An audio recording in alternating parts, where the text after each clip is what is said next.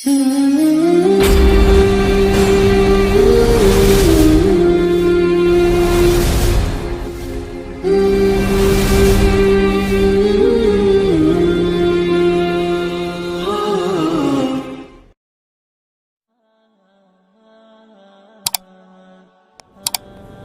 di dalam Sahih Bukhari dari seorang sahabat namanya Abdullah ibnu Umar radhiyallahu anhuma. Sebutkan dalam hadis tersebut Nabi sallallahu alaihi wasallam bersabda, "In talaqa thalathatu rahtin mimman kana qablakum hatta awau al-mabita ila gharin." Dahulu ada 3 orang di zaman sebelum kita. Mereka melakukan safar, kemudian di tengah jalan mereka kelelahan, akhirnya mencari tempat istirahat dan berjumpa dengan gua. Masuklah dia ke dalam gua itu. Allah Subhanahu wa taala takdirkan tiba-tiba gua itu runtuh pintunya, sehingga tanah-tanah yang runtuh dari atas itu menutupi pintu gua dan tidak ada satu celah pun dia bisa keluar dari gua itu. Sehingga kemudian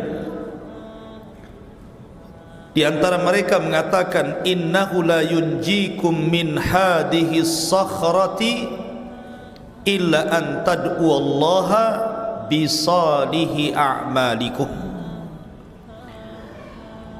Akhirnya sebagian mereka berkata kepada sebagian yang lainnya, kita tidak mungkin keluar dari gua ini, mustahil. Batu yang menutup gua ini besar dan kita tidak bisa untuk mendorongnya, terlalu kuat. Sehingga salah satu jalan untuk keluar dari kita hanya pasrah kepada Allah. Kita berdoa kepada Allah Subhanahu wa taala dengan seluruh amal-amal soleh yang pernah kita lakukan. Dalam bahasa akidah itu disebut tawassul namanya. Tawassul dengan amal soleh. Faqala rajulun minhum, maka berkata salah satu dari antara mereka, Allahumma kana li abawani saykhani kabiran. Ya Allah, dulu aku punya orang tua sudah tua renta, sudah kakek dan nenek. Wa kuntu la aghbiqa syurbil ashi qablahuma ahlan wala malan. Dan setiap sore hari aku selalu menghidangkan minuman susu perahan dari kambing, dan aku tidak berani memberikan minum kepada istri dan anakku sampai kepada budakku sebelum aku berikan minuman itu kepada kedua orang tuaku. Sehingga diceritakan pada suatu ketika kemudian dia pergi keluar untuk bekerja, mencari sesuatu. Kemudian pulang sebagaimana kebiasaan, dia memerah susu kemudian memberi minum orang tuanya. Cuman hari itu dia telat pulang, sehingga malam sudah gelap dan orang tuanya sudah tidur keduanya.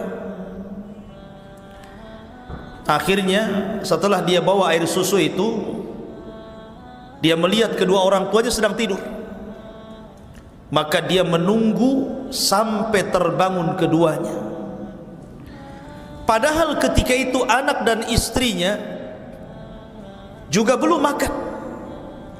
Bahkan anaknya menangis dan teriak-teriak meminta air susu yang dipegang oleh bapaknya. tapi bapaknya sabar untuk tidak memberikan kepada anaknya karena ingin birrul walidain, berbuat baik kepada kedua orang tuanya. Sampai akhirnya ketika keduanya terbangun, maka kemudian dia pun memberikan air susu tersebut dan keduanya meminum air tersebut, baru kemudian diberi minum kepada istri dan anaknya serta budaknya. Dari sini ma'asyiral muslimin, orang ini berdoa kepada Allah Subhanahu wa taala, Allahumma in kuntu fa'altu dzalika ibtigha'a wajhik, ya Allah, kalau yang aku perbuat seperti ini kau anggap ini sebuah pahala karena mengharap wajahmu ya Rabb, farrij anna ma nahnu fi, tolong selamatkan kami di sini, tolong bukakan pintu gua itu. Lihat bagaimana orang ini, dia menyebutkan amal solehnya berbentuk birrul walidain, berbuat baik kepada orang tuanya, di mana dia lebih mendahulukan orang tuanya dibandingkan anak dan istrinya. Harusnya begitu ikhwan. Anak laki-laki beda dengan anak perempuan. Kalau anak perempuan itu lebih didahulukan suami, baru kemudian orang tuanya. Tapi kalau anak laki-laki beda, orang tuanya dulu baru anak-anaknya. Makanya Nabi SAW bersabda, tabarru aba'akum tabarrukum abna'ukum, berbuat baiklah kalian kepada kedua orang tua kalian, kelak anak-anak kalian akan berbuat baik kepada kalian. Jadi kalau seandainya kita tidak pernah berbuat baik kepada kedua orang tua, jangan salahkan kalau kemudian anak-anak kita ini kurang ajar setelahnya. Karena yang namanya anak itu kan meniru apa yang dilakukan orang tuanya kepada kedua orang tuanya. Al jaza min jinsil amal namanya ya, bahwa balasan itu setimpal dengan amalannya.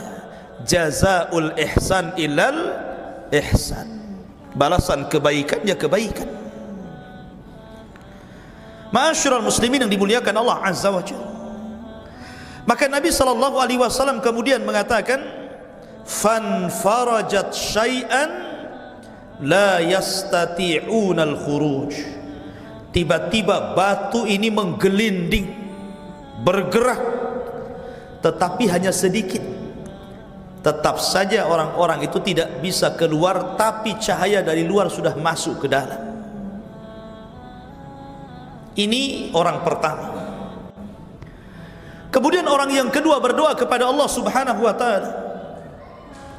Dia mengatakan, Allahumma kanat li bintu ammin kanat ahabban nas ilayya, kuntu uhibbu imra'atan min banati ammi ka ashaddi ma yuhibbur rajulun nisa.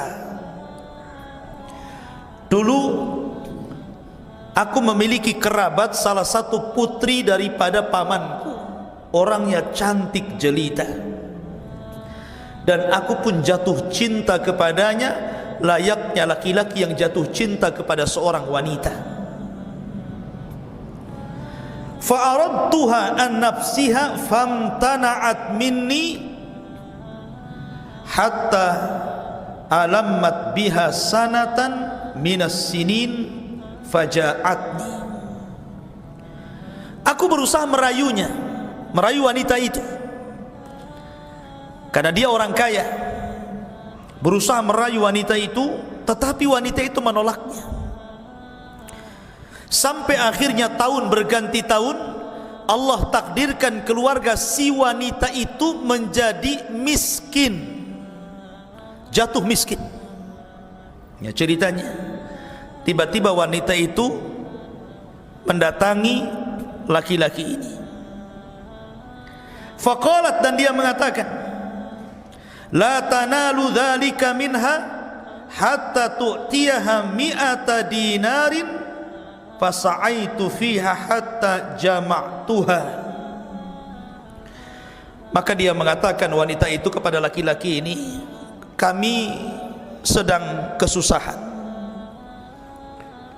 kelaparan, bisa enggak kau berikan kepada kami uang sebanyak mi'ata dinar, 100 dinar.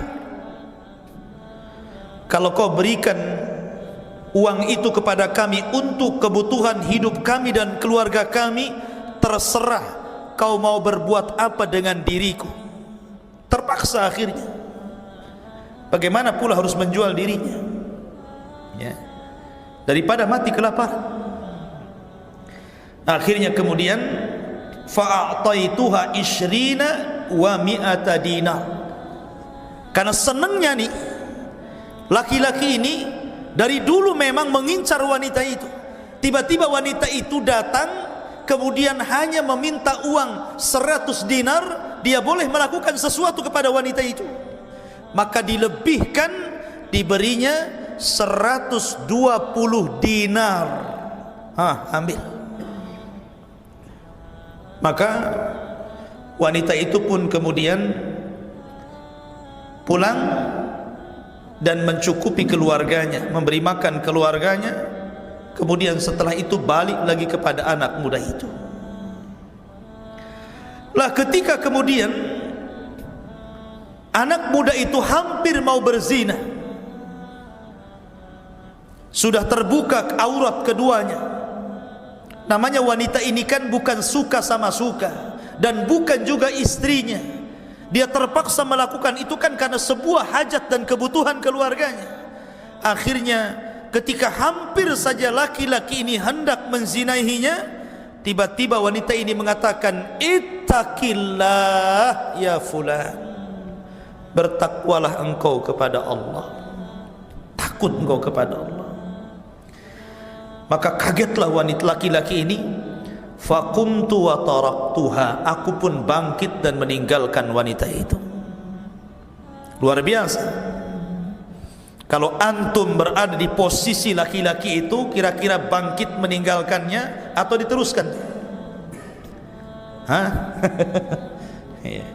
Sudah, nggak usah diceritakan, dah tahu jawabannya.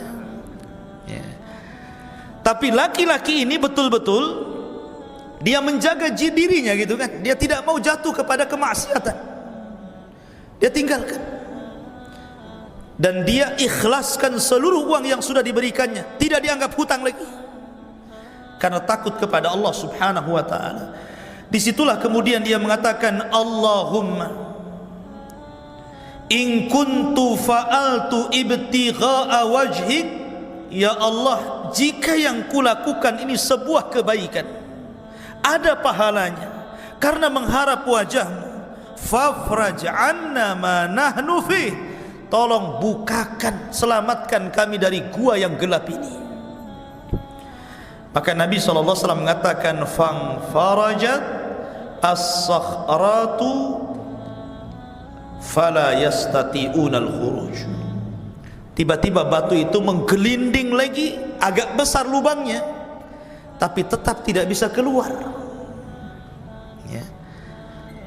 Sisa satu orang lagi. Yang satu orang ini mengatakan,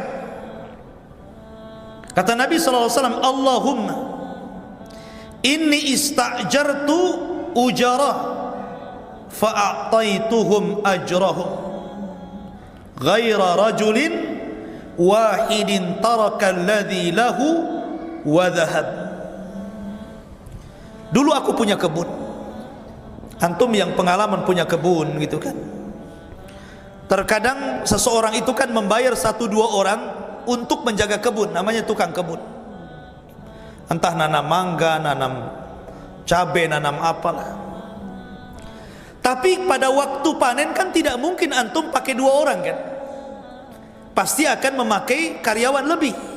Namanya panen kan banyak, harus membutuhkan orang banyak. Lah ketika kemudian dia menyewa banyak pekerja untuk memanen kurmanya, kebun kurmanya ini, dan pada waktu sudah selesai pekerjaan, tentu para pekerja harus dibayar. Maka satu persatu para pekerja itu dibayar, kecuali satu orang gak mau dibayar. Alasannya terlalu murah, dia tidak mau. Akhirnya karena merasa bahwa bayarannya terlalu murah, dia pun kemudian jalan marah dan sakit hati. Kemudian dia pergi, dia tidak ambil upahnya tuh, pergi gitu saja. Maka orang ini kemudian mengambil upah orang tadi dan membeli seekor kambing yang hamil, kemudian dirawatnya. Rupanya Allah takdirkan kambing itu beranak, laki-laki dan perempuan. Kemudian besar anaknya, beranak lagi, bertahun-tahun. Akhirnya kemudian dari kambing ini dibelikan sapi, sapi dibelikan unta. Saking banyaknya, dari uang hasilnya bayar pekerja untuk menjaganya. Akhirnya penuh satu lembah. Tiba-tiba sudah sekian tahun lamanya, ya, orang ini kesulitan hidupnya. Dia teringat bahwa dia punya uang pada majikannya yang dulu sempat tidak diambil karena merasa murah gitu. Kemudian setelah datang ke majikannya, kemudian dia mengatakan, saya dulu orang yang bekerja kepada kamu, waktu kau upah saya kabur karena terlalu kecil, macam-macam ceritanya. Akhirnya kemudian orang ini mengatakan, ya Abdullah, wahai hamba Allah, ataral wadi, kau lihat lembah di sana? Maka orang ini mengatakan, na'am ra'aituha, ya aku lihat lembah, isinya kambing, unta, sapi, ada yang merawatnya. Emang kenapa?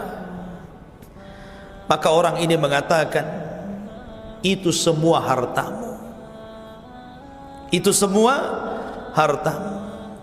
Kemudian dia mengatakan, la tastahzi'u bi, kau jangan ngejek aku ya, mana ada aku punya harta sebanyak itu. Maka dia mengatakan, la astahzi'u bik, aku tidak mengejek kepadamu, ini semua hartamu. Dulu gajimu aku belikan kambing. Maka dia mulai bercerita dari awal sampai akhir. Maka hartamu menjadi sebanyak diriku, ambil semuanya, dan aku tidak akan sisakan sedikit pun kecuali ku serahkan kepadamu. Luar biasa ya. Ada yang seperti ini zaman sekarang, yang ada uang pekerjanya dibawa lari itu kalau proyek itu. Belum digaji sudah lari itu. Ya ininya ya, bosnya.